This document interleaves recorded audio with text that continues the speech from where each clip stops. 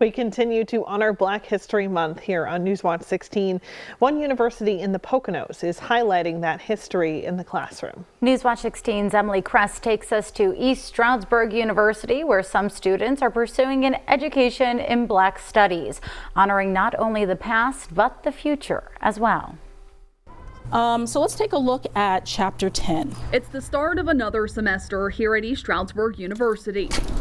Students are opening their textbooks for a lecture in African American literature. And I think that's a good point. Taught by Dr. Artris White as part of the university's Black Studies minor. We don't just have a history and we leave it behind. Our history is very much a part of our present. When you look all throughout in American history, Black people have always played a very crucial and critical role in American politics, military, education. Most of the class discussion revolves around issues affecting Black and brown populations, stepping back into different pockets of our nation's history.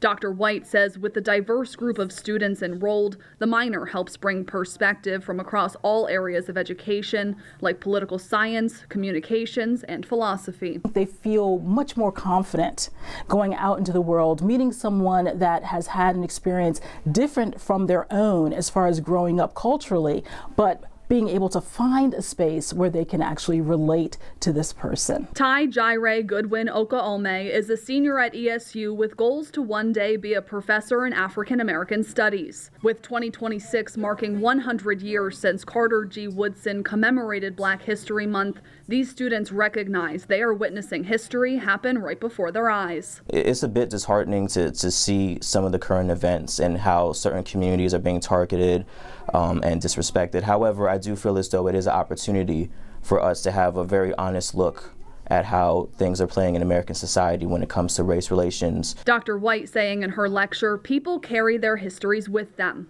which will carry into the next 100 years. The more understanding you are of that diversity, having experienced either through literature or a lecture or conversation that difference, the better off you'll be. I always had this feeling that 100 years from now, people are going to talk about right now in the same way that we're talking about the 1960s and the 1950s. It never looks like that in the moment, because in the moment we always think we're so far ahead. As students pack up after class, they carry that knowledge along with them. All right, thank you all. Thanks for everyone who shared. Emily Kress, Newswatch 16, Monroe County.